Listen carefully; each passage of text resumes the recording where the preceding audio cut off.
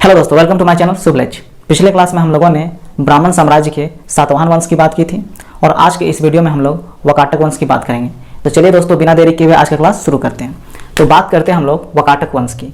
वाकाटक वंश की बात करें तो ये 300 AD से लेके 500 AD तक शासन करते हैं, यानी वाकाटक वंश 300 ईस्वी से लेके 500 ईस्वी तक शासन करते हैं। वाकाटक वंश के प्रमुख शासकों की बात करें तो इनमें पहला नाम आता है विंध्य शक्ति का, उसके बाद प्रवरसेन प्रथम, उसके बाद रुद्रसेन, उसके बाद पृथ्वीसेन, उसके बाद प्रवरसेन द्वितीय, उसके बाद पृथ्वीसेन द्वितीय। आगे बात करें तो वाकाटक वंश का क्षेत्र दक्षिण भारत में फैला हुआ था, साउथ इंडिया में फैला हुआ था। वाकाटक वंश का संस्थापक विंध्य शक्ति था, फाउंडर विंध्य शक्ति था, और वाकाटक वंश के पूर्वज बरार के स्थानीय शासक थे जो विदर्भ में स्थित है, और ये सातवाहनों के अधीन थे। तो जो वाकाटक वंश के पूर्वज थे वे बरार के स्थानीय शासक थे और बरार विदर्भ में स्थित था और ये सातवाहनों के अधीन थे। आगे बात करें तो वाकाटक वंश के प्रमुख शासकों के बारे में बात करते हैं। तो इनमें जो पहला प्रमुख शासक था वे तो थे विंध्य शक्ति, जो संस्थापक थे वाकाटक वंश के। उसके बाद आते हैं प्रवरसेन प्रथम। तो अब हम लोग बात करते हैं प्रवरसेन प्रथम की। तो प्रवरसेन प्रथम की बात करें तो इन्होंने 275 ईस्वी से लेके 335 ईस्वी तक शासन किया। प्रवरसेन प्रथम विंध्य शक्ति का पुत्र थे। तो जो विंध्य शक्ति थे वाकाटक वंश के संस्थापक प्रवरसेन प्रथम उन्हीं के पुत्र थे, और प्रवरसेन प्रथम वाकाटक वंश का अकेला शासक थे जिन्होंने सम्राट की उपाधि धारण की थी। तो सम्राट की उपाधि धारण करने वाले ये अकेले शासक थे वाकाटक वंश के प्रवरसेन प्रथम। आगे बात करें तो प्रवरसेन प्रथम ने 4 अश्वमेध यज्ञ करवाए और इसकी जानकारी हमें पुराण से मिलती है। तो प्रवरसेन प्रथम ने 4 अश्वमेध यज्ञ भी करवाए जिनकी जानकारी पुराण से मिलती है। और प्रवरसेन प्रथम के शासनकाल के बाद वाकाटक साम्राज्य 2 शाखाओं में बढ़ जाता है। इसका 2 शाखाओं में विभाजन हो जाता है।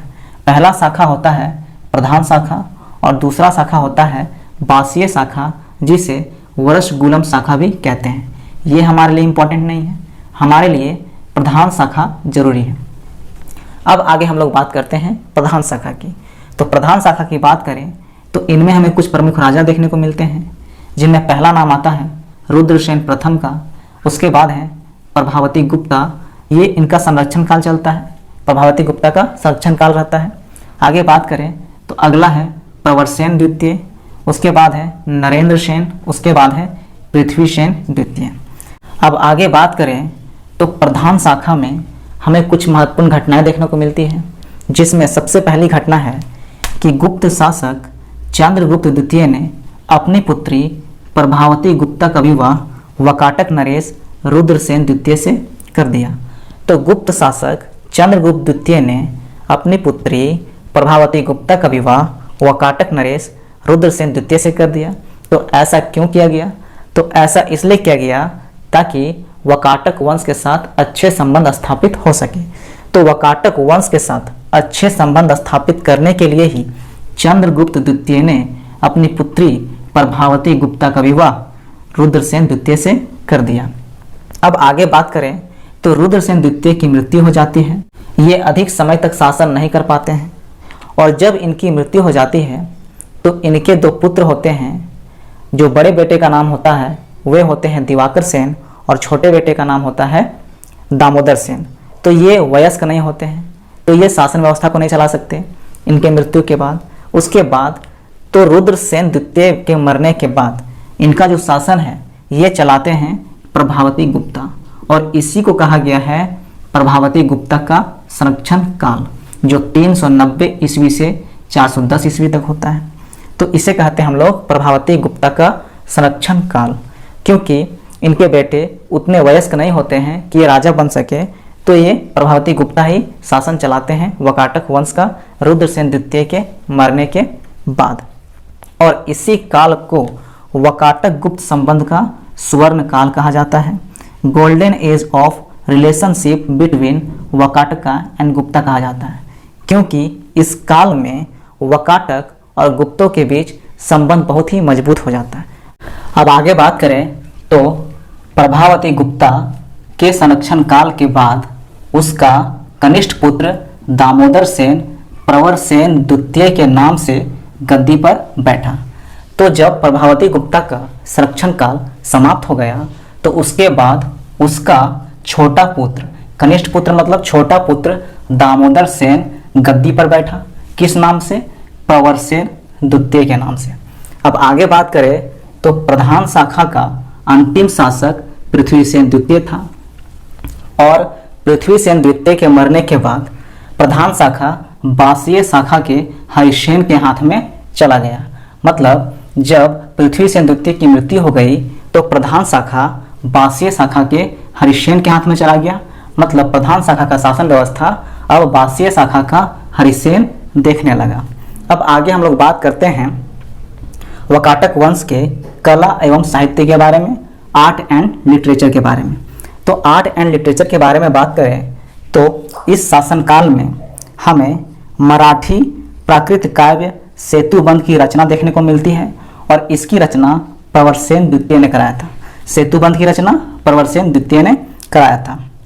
और वाकाटक वंश के शासनकाल में हमें हरि विजय नामक प्राकृत काव्य ग्रंथ देखने को मिलता है जिसकी रचना सर्वसेन ने किया था।